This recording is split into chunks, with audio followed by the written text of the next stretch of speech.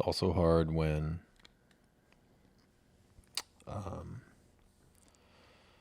Mom makes it very clear that she's real happy when Michael's a good boy. And good boys do what they're told. We all know I'm the best boy. So, welcome back to Secondhand Therapy. It's me, Mama Bear. Not Mama Bear. You're not Mama Bear. I have returned, and it's good to be back. You know, good to be back here. And I just want to remind you that we are still not therapists, experts, doctors, lawyers, bus drivers, anything like that. Please don't listen to us. We're very dumb. Thanks for listening. It's not professional advice. Don't take it seriously. Check us out on Patreon. If you have $5, give it to us. Give me that. Because we want to keep going to therapy. Yes, please. And let's be honest. You're watching this. I don't know why. But there's more on Patreon. If you haven't seen enough of our dumb faces and our dumb thoughts, here's the episode. Who gives a shit? Thanks for listening. No. Okay, thanks.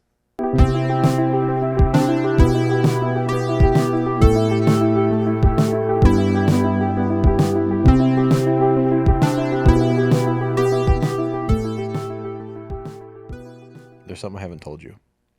Oh, my God. What? I cried. When? I'm talking full-on sobbing. You had a full cry? Full sob. Twice. Two full cries? Full-on sobs. Yeah. When? If you don't say, like, this afternoon, I'm going to be fucking angry. When were these cries? Monday night. And either Tuesday or Wednesday. Wow. What are you crying about? Oh, that's not for anybody but me. Oh, buddy. But here's what I will say. I cried in front of my girlfriend. Really? Yeah. And it was horrifying. Really? Buddy. No. I apologized. Mid-cry or afterwards? Both. She's literally like holding me. I'm sobbing into her chest. I'm like, I'm so sorry. I don't know why this is happening. I'm so sorry. She's like, you don't need to be sorry. It's okay. Like you're fine. Yeah. And then afterwards, I was like, I'm sorry. I was like, I don't like that. I don't know what happened. Da, da, da. You missed me that much, huh? Wow. Well, I remembered you were coming back. I was like, oh my God, it's almost the 28th. Jesus. Oh, fuck. Yeah, buddy. Full on sob. Now, here's my question. And Yeah. this is going to determine whether I'm angry or not. Okay. Okay? Yeah. Does she know why you were crying? Yeah. And I'm not allowed to know. Correct. Okay, now I'm angry. Why? Now this affects our friendship.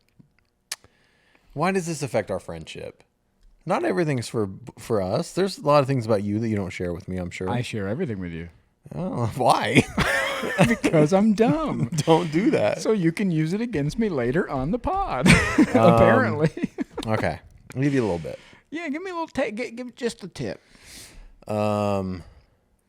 She and I, we were talking about our relationship. Mm-hmm.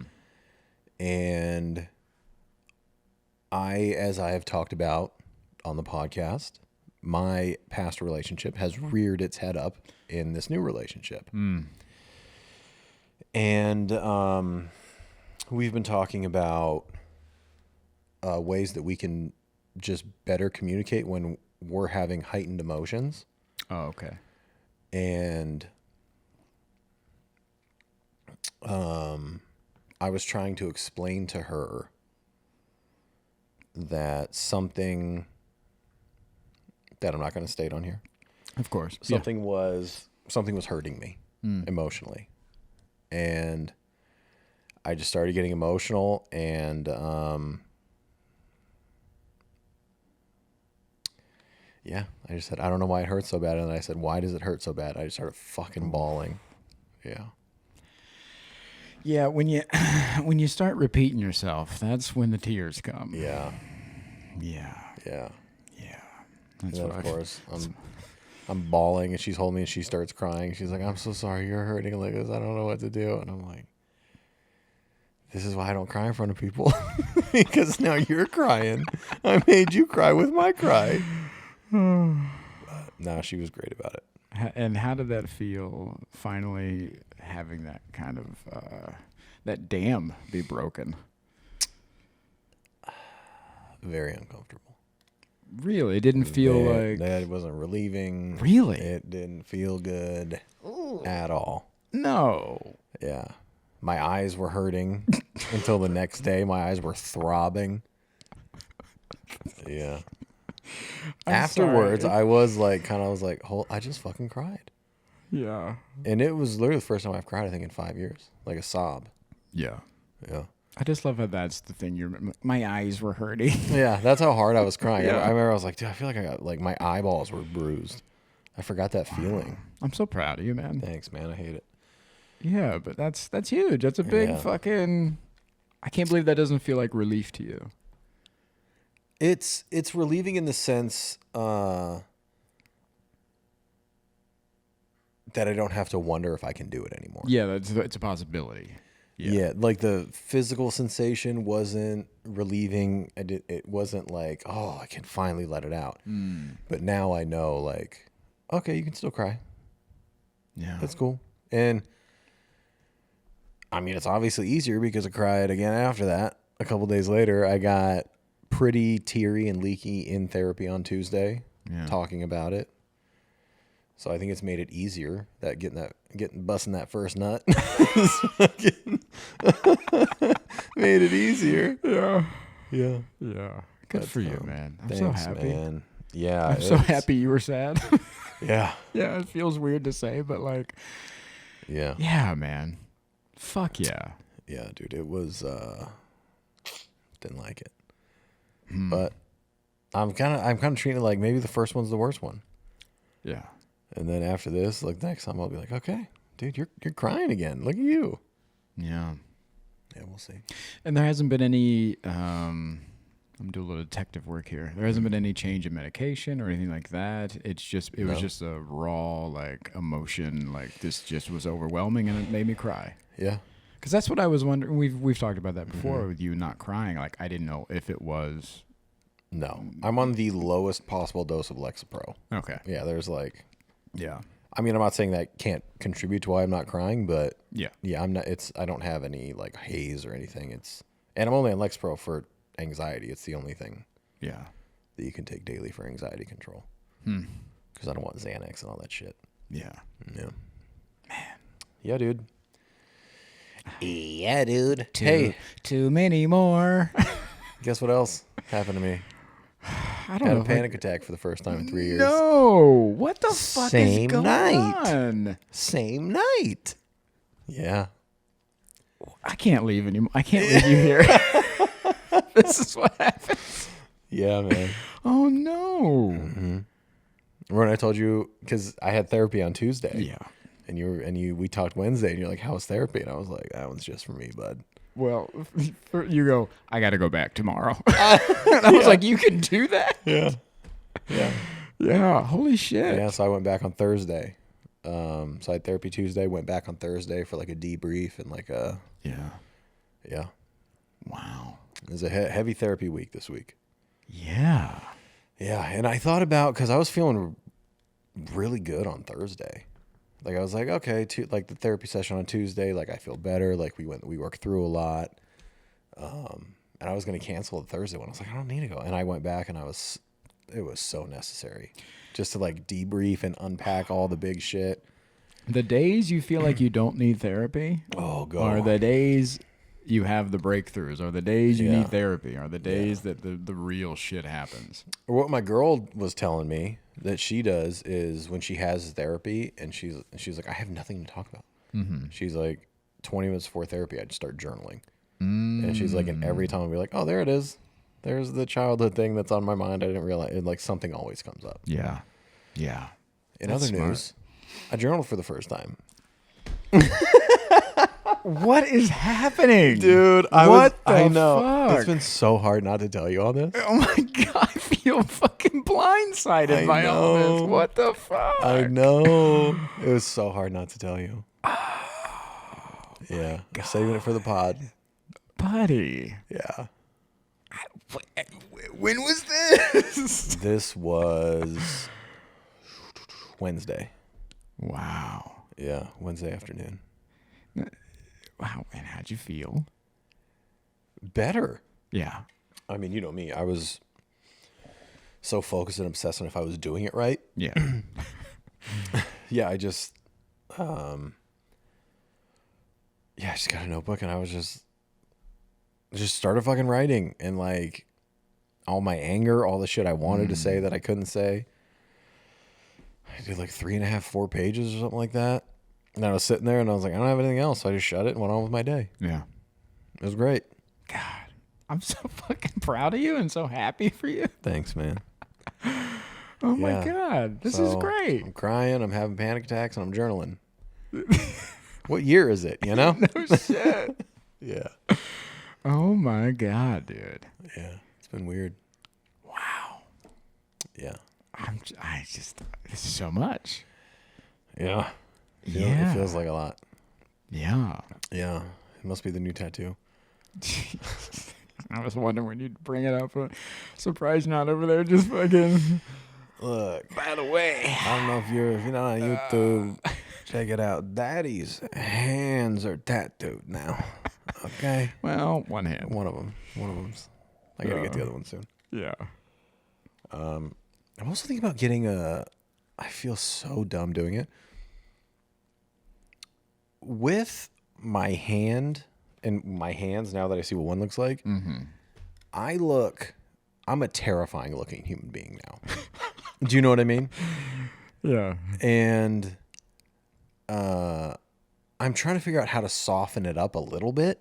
So I was thinking about getting some glasses or something. Oh my God! Shut the fuck up. Can I be like the nerdy tattooed guy? Does that make me a little less like I was thinking felon? getting glasses. I don't know what to do. Shut the fuck up. Buddy, come on. I look like a fucking bouncer who just got out of jail. Here's an idea. Smile more. No. Oh, you talk to women that way? I'm talking to you that way because this is how you look in public.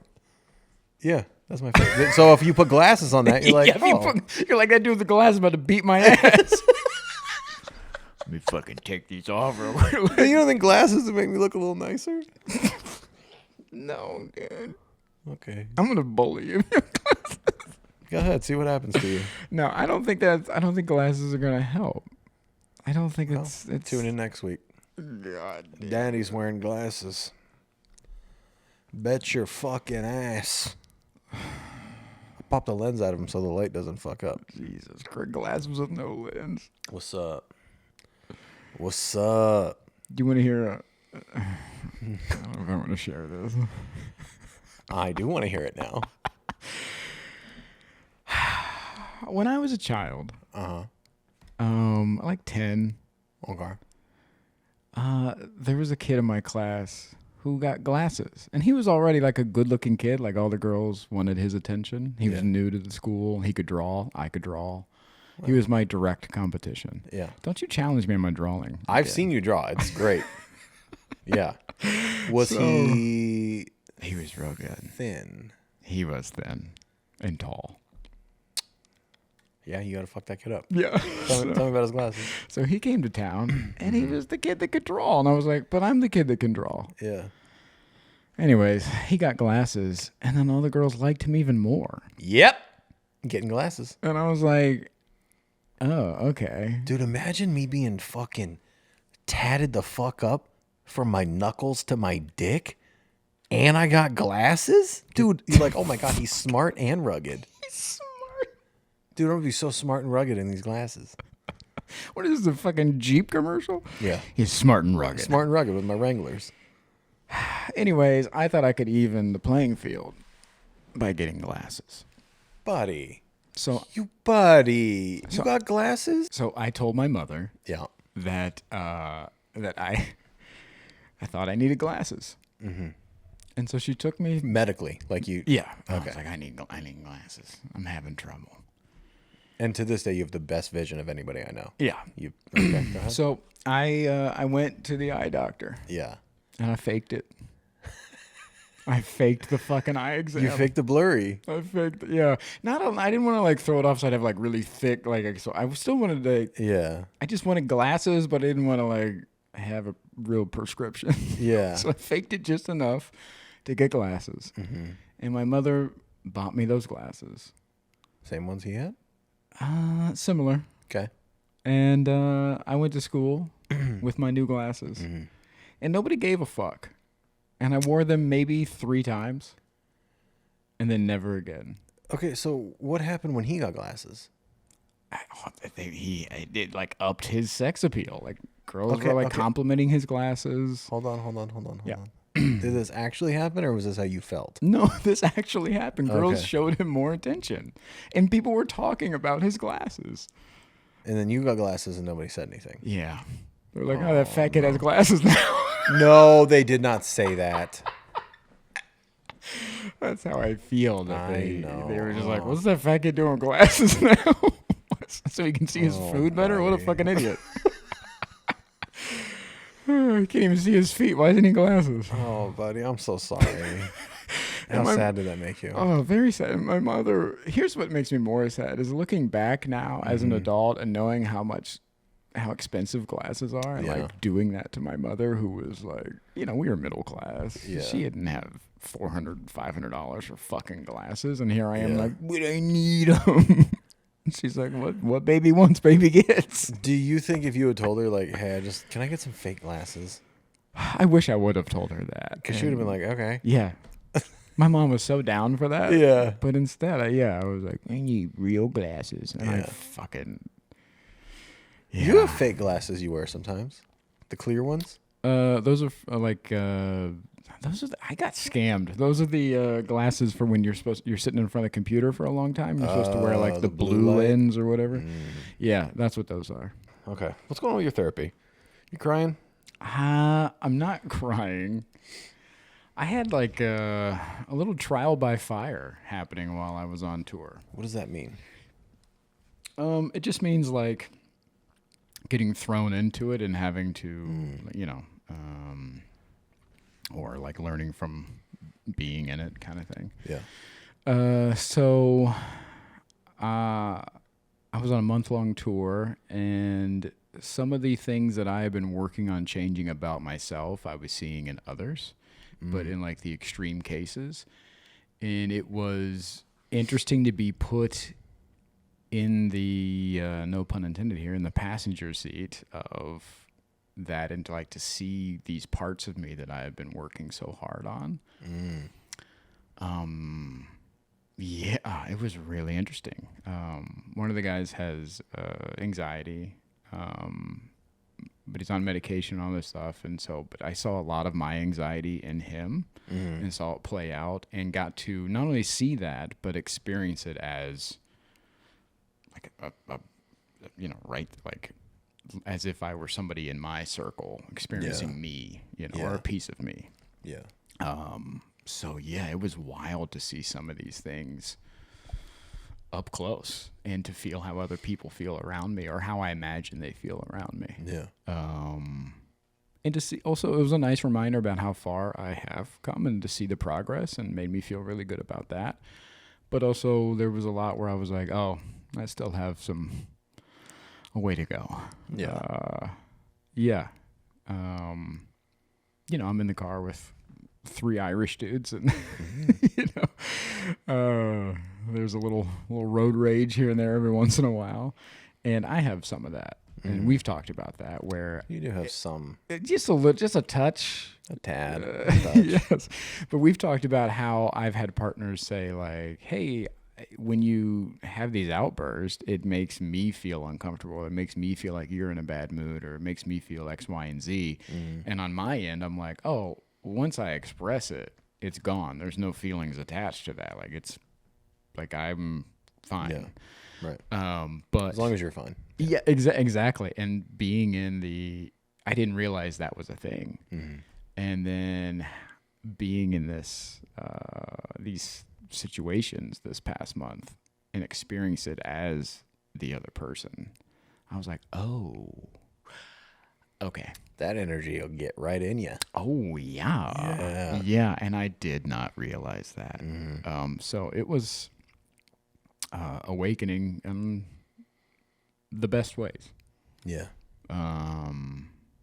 Yeah, so I was doing a lot of, like I said, trial by fire work on this tour, but also allowing myself to have space and time for myself. And, I don't know, I feel really good about the progress that I made during this trip.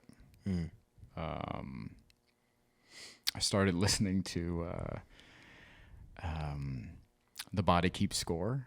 Oh, yeah. Oh, I remember I called you about that. I didn't think that book was for me. That book's about you. Yeah. Yeah. I was talking to our friend the other night, Wolf, and Yeah. and I was telling her about about it, and she goes, yeah, that book's for every human alive. Like, Yeah. it should be like mandatory reading for everybody. I thought The Body Keeps Score was more so about either physical or sexual assault when in your life, then your body is keeping score of that, so you carry that with you, that trauma with you. Oh no, man. No, it's your nervous system. Yeah, turns out just trauma in general Hangs around, and how man. your body's like, got it. Yeah. Let's bring this with us. Yeah, everybody's like, hey, we remember that'll never happen again. We'll let you know if it even looks like it's going to happen, we'll let you know. We'll let you know. Buddy, chapter 1 Yeah. fucking just sucker punched me. Yeah. How dare you? First off, how dare you? Yeah. I don't know who wrote the book. How dare you? Hey, Fucking, good book. hey, Thanks for fucking writing it. settle down though, It's a really. good book. It's a great book. How dare you? Chapter 1. Yeah. It's about this war veteran who had lost some of his friends in war and felt like he couldn't have a regular life when he got back because he had a little bit of that survivor's guilt that comes with that. But it manifested in a way that he was describing as he didn't think that he could live life for himself anymore, that he felt like he had to be a living memorial for his friends who had died. Oh, fucking coming at my throat, chapter 1. That's the title of the chapter. Chapter 1 coming for your fucking neck. Yeah. That is something I've been directly talking to my therapist about. Yeah. Grief being my identity and what I am having trouble letting go of some of that because I feel like, I'm people pleasing the dead. I feel like that, Yeah. They need to know that you're still hurting. Yeah, my dead family, if they find out I'm happy, oh, Yeah. can't have them do that. Because then what would happen? Because then I'll get in trouble. And that will go on my permanent record. Isn't it? You think your family, you would get in trouble for being happy? Here's the thing. I know the fucking cliche, like, they want you to be happy. Yeah, I fucking know that. But also, Do you? no. You're going to sit here and lie to everybody? On the surface, I know that that's the case. You've heard the words. Yeah, I've heard them. I'm not listening. Yeah. Because I don't want to hurt mama. Yeah. And Being happy would hurt her. not being happy, it's hard to describe. It's not the happiness that goes with it. It is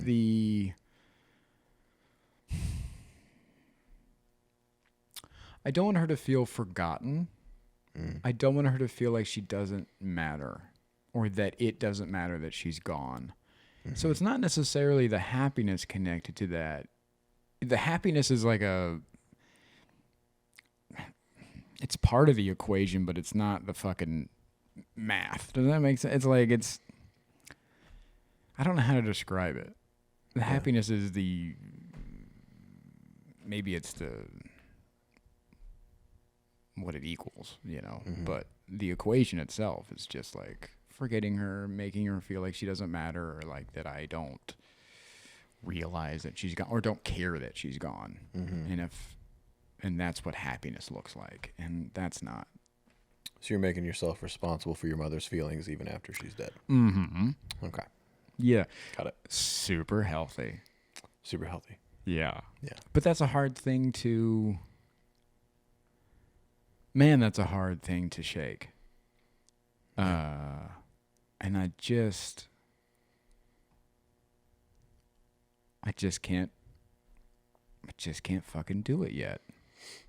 Yeah.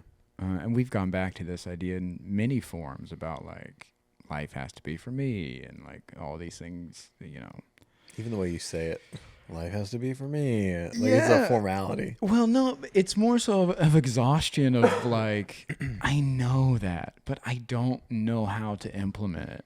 Yeah, you know it, but you don't feel it yet.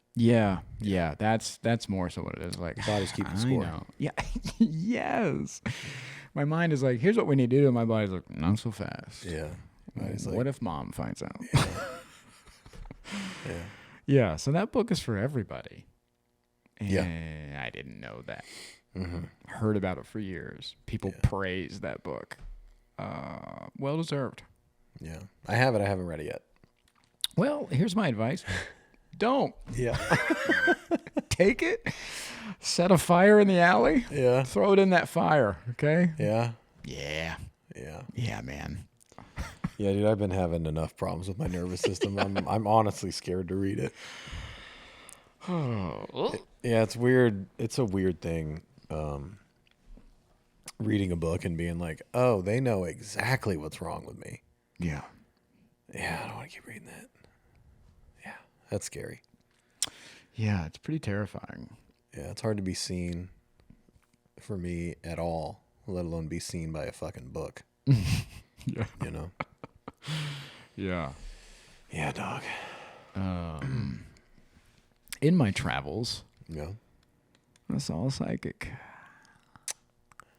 Where did you see a psychic? Because this is a little bit of a game changer. Yeah. So we had a place. We were playing a lot on the East Coast. We were in Boston, New Jersey, New York, all those places. And then we had a few days off. And we were staying right outside of Salem, Massachusetts. Nice. So a buddy of mine went into Salem, went exploring, and it's all magic shops and cemeteries and witch things, and it was just incredible. Yeah. There is capitalism is everywhere, guys. Okay. You will not escape it in this country. Yeah. Oh my God. So we're passing by this magic shop, and they had a psychic readings available. Yeah, you have to. You gotta. Yeah, I was asking my buddy. I was like, "Do you think it's legit?" And he goes, "It'd be like getting barbecue in Texas." Yeah. He's like, "You're fine." He's like, "If it's anywhere, this is where you go." So I went in, and they also had an offering you could speak to the dead. I didn't want to ruin my buddy's afternoon, but just come out bawling like, who wants to kill themselves in Salem? Yeah. Sorry, had to call mom real quick. Yeah. Hey. So I had my cards read. Now, when I get my cards read, you haven't, just the one time at Jenny's place, right? Yeah, Jenny's birthday party. Yeah. She had a tarot card reader. Yeah. Who I fell in love with a little bit. Yeah. So hot. So cool. Yeah. Yeah, that's the only time I've had my card. I want Jenny to read my cards. Yeah, Jenny's good. Yeah. But no, I've only had it done once. So I've had it done just probably a handful of times, but every time it's usually spot on. Even that woman because I saw the same lady at Jenny's birthday too. And as soon as I sat down with her, she goes, oh, whoa. I was like, oh, do you want me to come back? Do you need a minute? She goes, oh, no, you have a lot of people with you. I was like, okay. Flip the fucking cards over. Yeah. But that was the second psychic that I've seen that has told me that. The very first time I ever went was years ago, like 6 or 7 years ago. And as soon as I came into the room and sat down, she was like, "Oh, okay."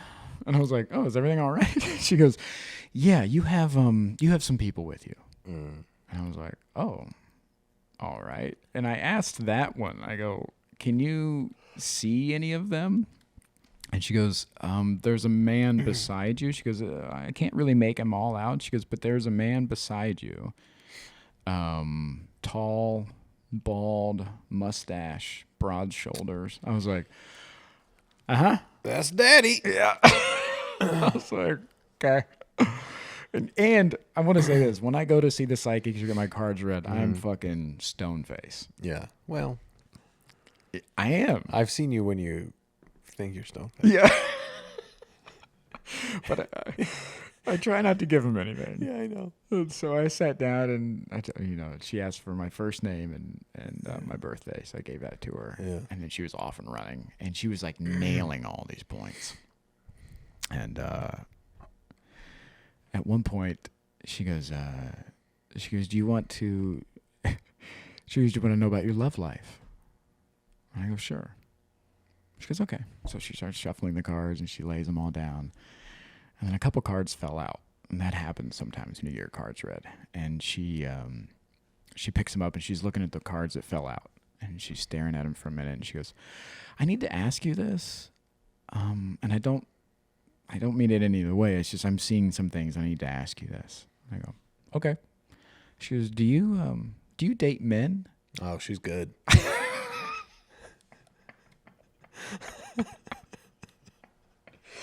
I said, "No, but should I be?" Yeah. I said, "Is there a nice man in my future?" I was Yeah. like, "It's just something I need to be aware of." She laughed a little bit and she goes, "No, there's a strong male presence here and it doesn't feel like past you." She's like, "Sometimes that'll happen, like past energy will come through and stuff." She's like, "It's not you. It doesn't feel like you." And I go, "Okay." She goes, "I'm going to describe this person to you.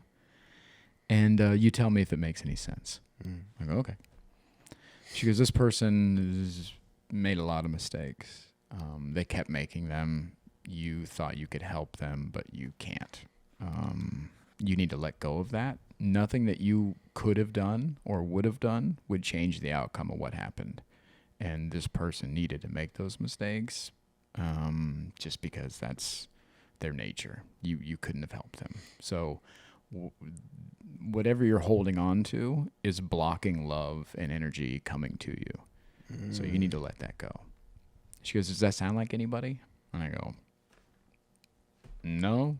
I'm like racking my brain, I'm like, "Who the fuck would that be?" I'm like, "No, that doesn't sound like anybody." She goes, "Okay, well, just think about it, and if something comes up later, we'll talk about it." And I said, "Okay." And then right as she goes to put the cards down, she goes, "Oh, yeah, you have a brother." And I go, "I had a brother." She goes, Yeah. Recently, right? Passed?" And I go, "Yeah." She goes, "Addiction?" And I go, "Yep."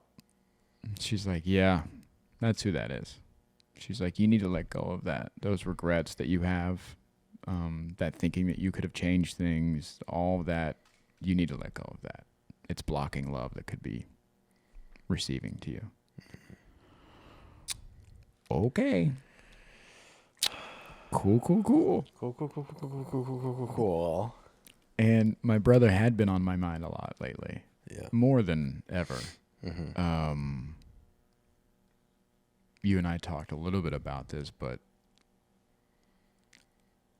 since shaving my head, I look so much like my brother. Yeah. And so much like my father. Yeah. That's how genetics work. Yeah. Yeah. And that's what I'm struggling. But it's weird to see. Yeah. Yeah. And it's weird for me especially because these were two men that were kept at a distance from me because of their actions, because of their choices, because of the addiction. So you're full brother, half brother? Half brother. Half brother. We're the only ones that share blood with my father. So we look like dad. Mm-hmm. And now my brother had been shaving his head for years, since we were young. Mm-hmm. He's 10 years older than me. Yeah. Yeah, and I've been thinking about him a lot because every time I look in the mirror now, I'm like, oh, there he is. There he is. Yeah, and it's also a mind fuck too because it plays into my self-love and my self-image because I see my brother, but I know that nobody else does. Mm. And so I have to remind myself that, where I'll be like, I look bad or I don't look, a certain way because it looks like my brother. But nobody else sees that. It's in my fucking head. Yeah. Yeah, I don't see you and be like, damn, he looks like his brother. Yeah. Yeah. Yeah. Yeah, it's a weird mind fuck. Again, especially because my father was not around and kept out of my life in a purposeful way. My mother hid a lot of things about who my father really was and all these things. And then my brother was the same way. In and out of prison, addiction, all these things. So my mother kept him at arm's length away from me. And so now when I see myself in the mirror, I'm seeing these men. And from what I've been told, not great men. Yeah. And so I'm like, oh, there's the villain. Like, look at this dude. Yeah. And so it's hard to see myself because I don't look like myself. Yeah, you do. Yeah. You're seeing yourself in a new way. Yeah. Yeah. Yeah. I'm dealing with being like, this is who you are now. Which is a mind fuck. Yeah. As you get older, as your body changes, as you change and everything else, you're like, no, this is who you are now. Mm-hmm. And, but yeah, it's fucking with me because who I am now looks a lot like these, two bad dudes. Yeah, that's a weird one. Yeah. What do you do? Hey, man. Growing your hair back out? I'm getting face tattoos. Yeah. Damn. Yeah. Yeah. So that's been on my mind a lot lately. And with that comes along, those thoughts of regret and woulda, coulda, shouldas, and what would it be different if I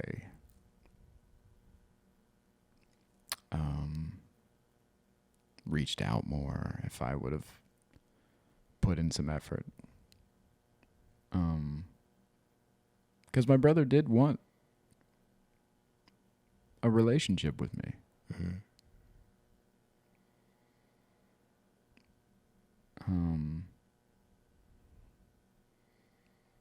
I just was never allowed to have it. Even after mom's gone? Even after mom was gone. Because she would have been disappointed. Or mad or hurt or what?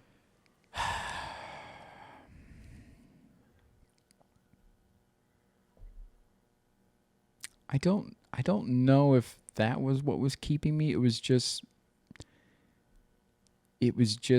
drilled into me so much to stay away from him.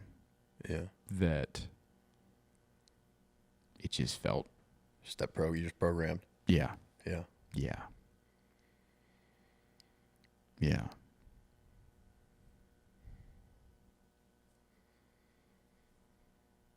I don't know if I should share this. Fuck it. When Wayne died, Mm-hmm. my mom and I and one of my half sisters, one of my father's kids from the first marriage. Stepsister. Yeah. Yeah, because there's no blood, but she was still my father's daughter. Yeah. So, yeah. Wait, that's half sister? Is that a half sister? She's great. She doesn't have my father's blood. Stepsister. Yeah. But she's great, and we get along great, and yeah. So we're having dinner, and my mother said, Michael's thinking about reaching out to his brother. Since Wayne died, he's been feeling like, he's having thoughts of regret and looking for a little, like male figure in his life and all these things. And he's thinking about reaching out to his brother. And my sister goes, "Oh, really?" And I was like, yeah, I've been really thinking about it. And, I was like really excited. She goes, "Oh, okay, we'll talk later." I was like, okay. So before we left the restaurant, my sister comes up to me and she goes, "Hey, let me talk to you real quick." I go, "Okay." And she goes, "Hey, so you're thinking about reaching out, huh?" And I go, yeah. She goes, "Oh, yeah, cool." She goes, "If you reach out to him, I'll personally cut your dick off. Okay? He's bad. He's bad news. Stay away from him. Don't reach out to him." And I said, "Oh, okay." And she goes, "Yeah, okay, love you." And like gave me a big hug. And that was it. I was like, Did they share blood? Same mom? No. So that's the reinforcement that I think about after mom died and things like that, when you're like, oh, I've been told it's not in my best interest to reach out. But it's hard when you have so much grief and you've lost so many people, and that's the last blood you share. Yeah. It's really hard to make peace with steering clear. It's also hard when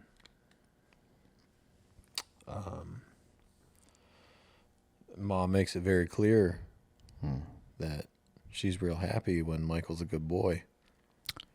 And good boys do what they're told. And we all know I'm the best boy. So. Yep. Yeah. It's something I struggled with for years, and I bounced it off of a lot of friends and people that I know to be really empathetic, and people that share kind of the same heart that I do. And I've been like, hey, every few years I'd be like, I think I'm thinking about reaching out. Yeah. And everybody I brought it to, once I gave them the full story about the dynamics, they were like, oh, don't do that. Yeah. Don't do that. Why did you want to reach out? Like, to what end?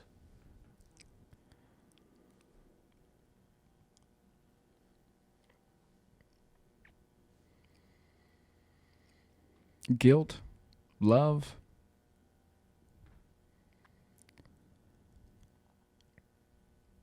Guilt in the ways of, that's my brother, we should be brothers. Mm-hmm. Guilt also in the ways of, I wish I was in a better position to help him. But I wasn't. Yeah. I don't have the money for that. I don't have the knowledge to help him. Those things.